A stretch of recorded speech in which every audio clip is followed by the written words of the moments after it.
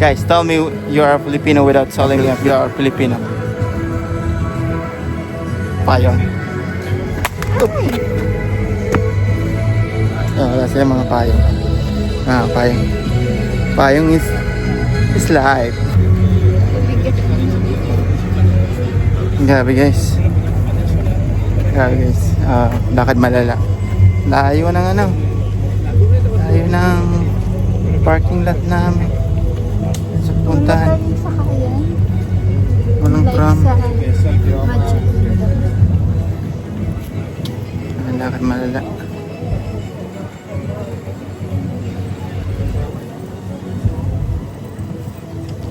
Hey guys, so welcome to the brand new theme park, Orlando, Florida, Epic Universe. Oh, sorry.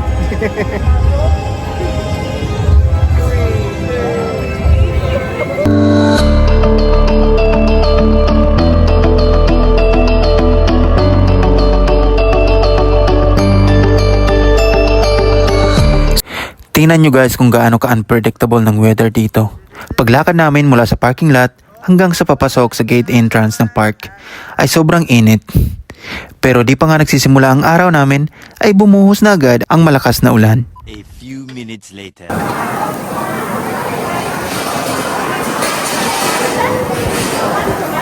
Bagyo guys.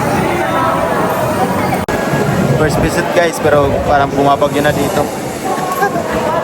Grabe. Kakarating lang namin. Kasang ulan. Hanggang alas 2 pa yung chance of raining. Sana mamaya magtigil na. Ma-enjoy na naman yung mga rides. Pagkatapos siguro ng more or less 1 hour, ay sa wakas tumila ng ulan. Di pala totally tumigil. Umaambon pa, pero at least di na malakas. Kaya di na kami nagsayang ng oras at nagsimula na kami maglipot dito sa Epic Universe. At ang una nga naming pinuntahan ay itong How to Train Your Dragon, Isle of Bert. Trivia lang guys, Universal Epic Universe is Universal Orlando Resort's newest theme park, which opened just recently in May 2025, featuring 5 immersive lands, namely Celestia Park, Super Nintendo World, How to Train Your Dragon, Isle of Bert, Wizarding World of Harry Potter, Ministry of Magic, at ang huli ay ang Dark Universe. Nakakatuwa ang mga entrance ng bawat isa. Isang portal na para bang pumasok ka talaga sa ibang dimensyon. Ang sarap sa mata at sobrang nakakamangha. Pagpasok mo, sa una-unahan lang ay makikita mo na ang isang snow wraith na nagbubuga ng freezing cold instead of fire. After dyan ay pinuntahan din namin ang meet and greet kay Toothless. Sobrang haba ng pila. Siguro lang pas 1 oras din kami naghintay bago kami nakalapit sa kanya. Pero dahil siya ang dragon na protagonist sa How to Train Your Dragon, ay it's a must talaga siyang puntahan. What's up? Good to see you. This is Toothless. You've been saying hello, but it's Billy first. Don't get confused with me. I do that how all already kinds of Okay, good. All right, go ahead. And one time. Nice. Awesome. Yeah, I think you like it. Yeah. For a second. Yeah. I was nervous. Yeah, I thought he was gonna eat your arm. Yeah, I kind of wish it would. One day. That's fine. Next time. Fingers crossed. Unless you have one. Yeah. All right, pick a slide. There we go. Okay, move forward.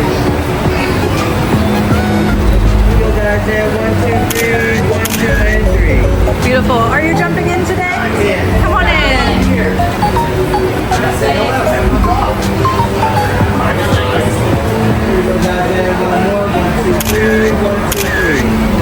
Ang ganda sana nitong fire drill na isa sa mga rides dito sa How to Train Your Dragon. Ang kaso nga lang ay isa siyang interactive water boat ride that uses water cannon to shoot at other boats and flaming targets, competing to win while navigating to a scenic dragon-filled landscape. At dahil kakasimula pa lang namin sa pag-iikot at ayaw muna namin mabasa, kaya napagpasahan namin na huwag munang sumakay. Kaya ng mga buntot niya na guys.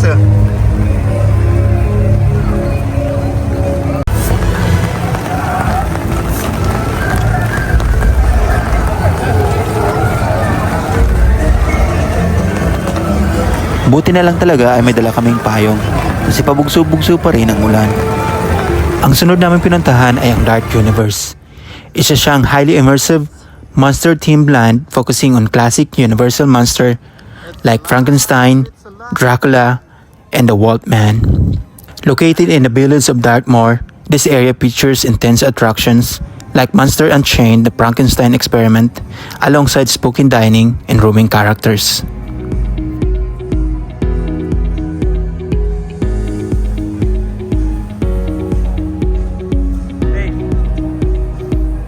Pagpasok nyo pa lang dito guys ay tatamba na sa inyo ang malasementeryong eksena sa mga pelikula with matching smoke screen pa. Siguro mas nakakatakot to pag gabi. Buti na lang medyo maliwanag pa nung dumating kami dito. There's a Frankenstein. Kung nakikita nyo guys yung parang kuryente sa tower na nasa unahan, ay dyan nagaganap ang experiment kay Frankenstein.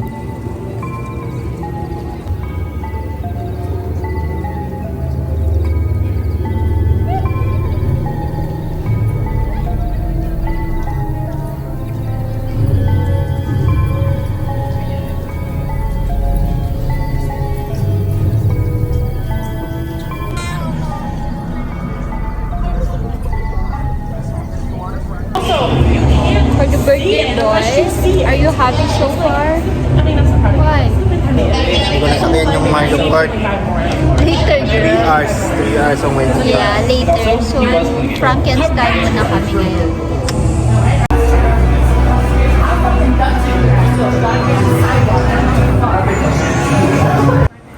Ang ganda ng rides na yan, pero nakakagulat na maiksi lang ang pila sa loob.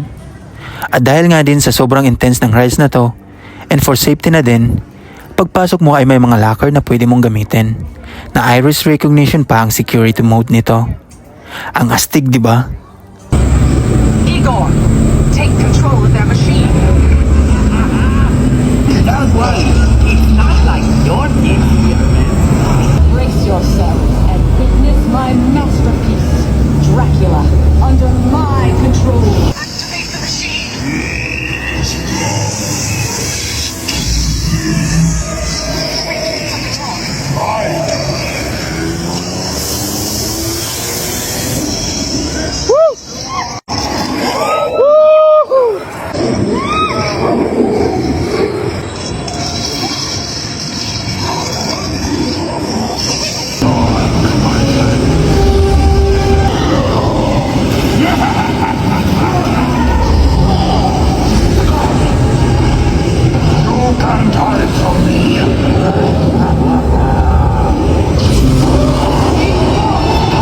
All monsters will bow to the name Frankenstein. That means that you were coming.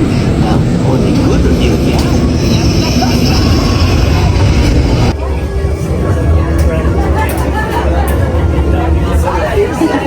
Okay, babe. Are you happy now? How is it? Rate from 1 to 10. 10.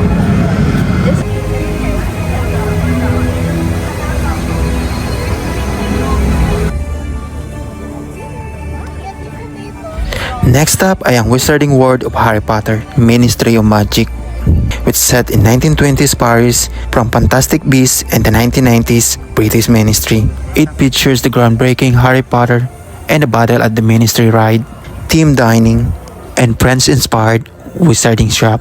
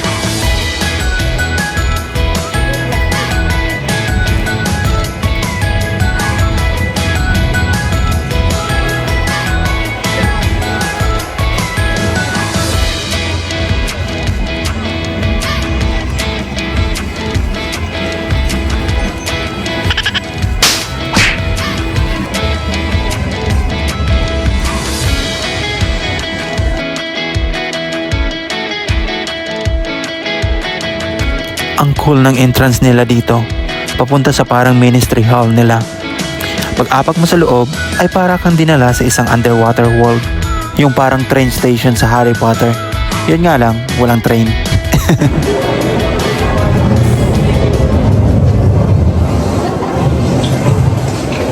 Nasa tubig na kami.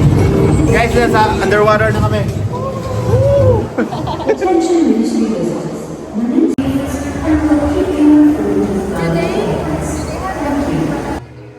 The Harry Potter and the Battle at the Ministry ride is the premier attraction where guests take a Metroflow system for a high-speed adventure featuring Harry, Ron, Hermione, and a showdown against Dolores Umbridge, who despite her polite exterior, she shows extreme cruelty and prejudice towards Muggle-borns and part humans.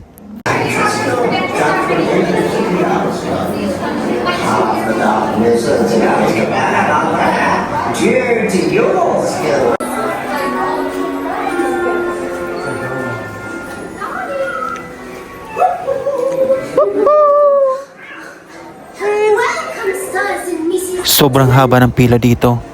And after 12 years, nakasakay din. Umbridge is finally on trial. It's about time she stands before the Wizardgamot. Well, this is quite the tailback. Not surprising with everyone here for the trial. Hello? Are you going to the trial too?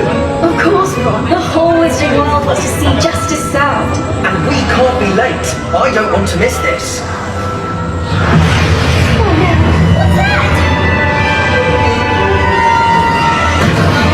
I will do what must be done for the greater good.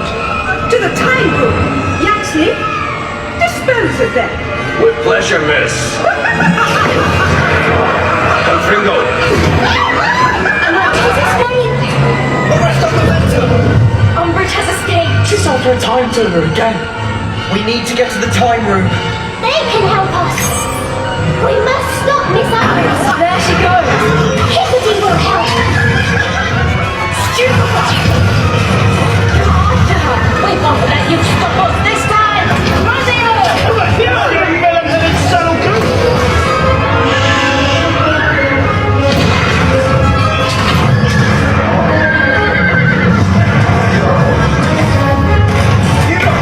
Find Umbridge.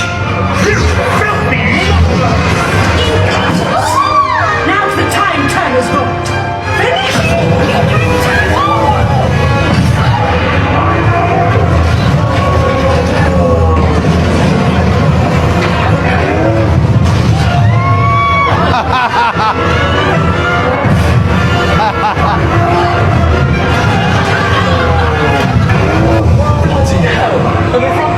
Don't upset her. Too late for that. What? Hurry, get to the time room. Let's get out of here before the lift explodes. Aren't you the broken time turner, miss? Nonsense. Look what you've done.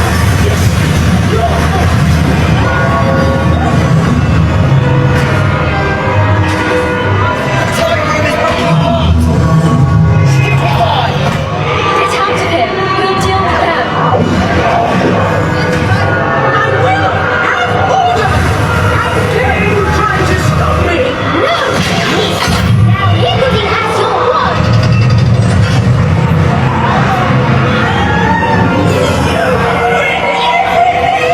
You must not tell lies, Professor. Order. Hand me. We brought you a present, Minister. Dolores Jane Umbridge. For your crimes, you'll spend the rest of your days in Azkaban.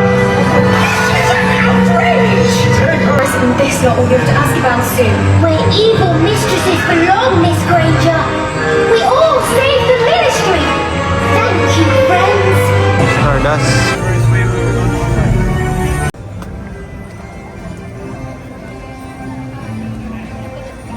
Welcome to the... Ang sunod namin pinuntahan ay ang Super Nintendo World na may 3 main attractions, including Mario Kart, Bowser Challenge, Yoshi's Adventure, at ang Minecart Madness. Super ganda din dito, kaya lang overcrowded na ang mga tao. Nagtry nga kami ng Mario Kart Bowser Challenge. Akalain mo 130 to 150 minutes ang waiting time. Tumataginting na lampas 2 hours kami maghihintay.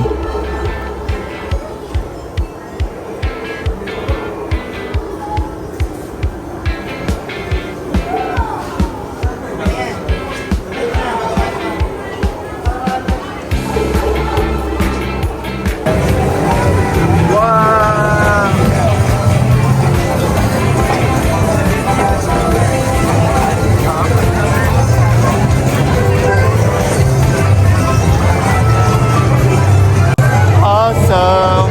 Isn't it amazing?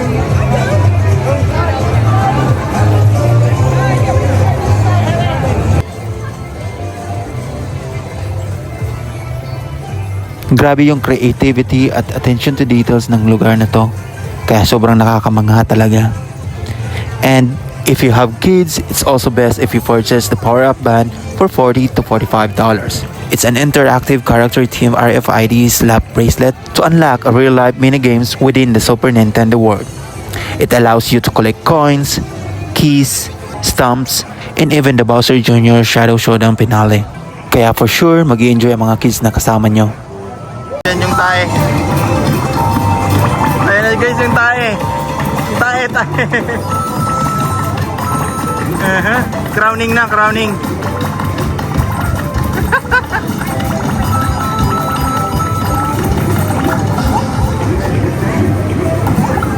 Alam ko, bumalik yung tae.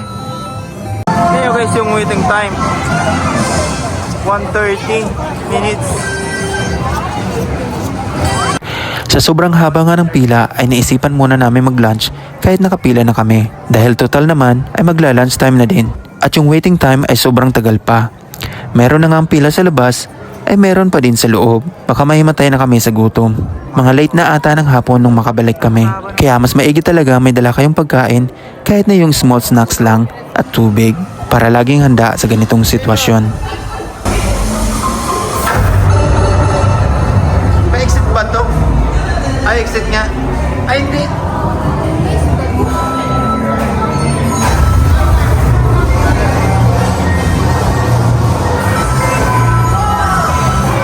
Mali naman na itong ano to eh.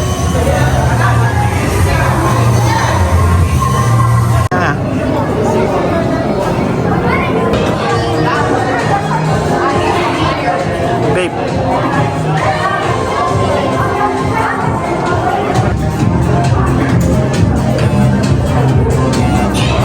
Tingnan nyo naman ang pila na to. Napakahaba. Mapabata, matanda, may ngipin o wala, nakapila. Kaya naman, sumakit na mga paa namin kakatayo sa kakahintay.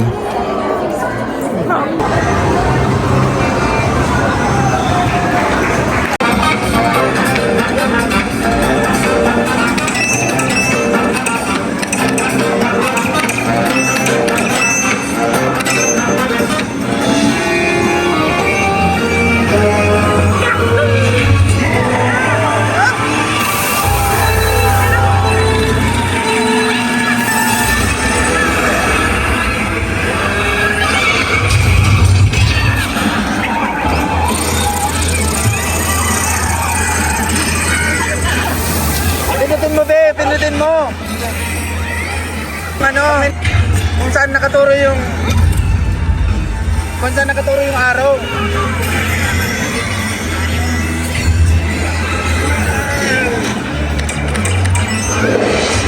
Pindutin mo.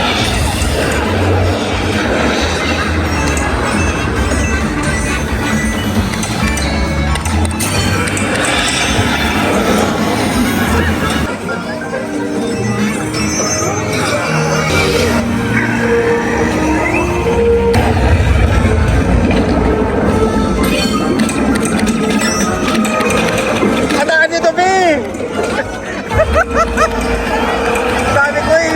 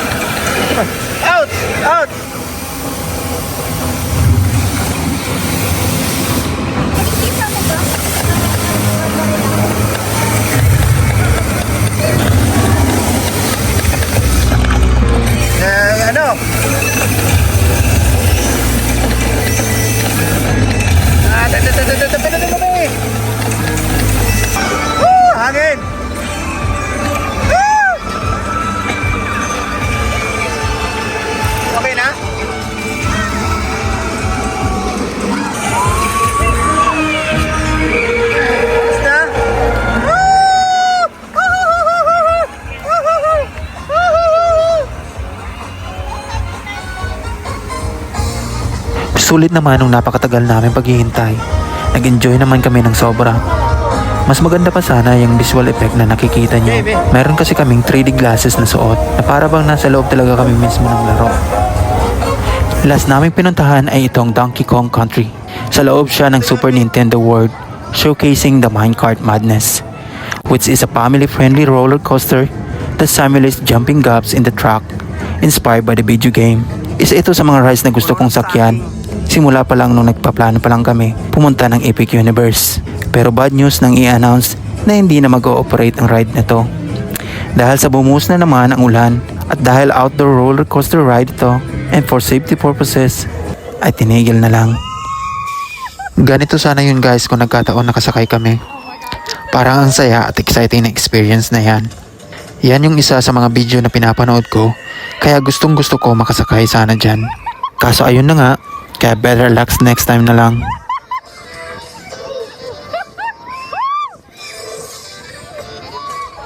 Ang di lang namin pinasok dyan ay ang Celestial Part, dahil nga pabugso-bugso pa rin ang ulan at paggabi na din.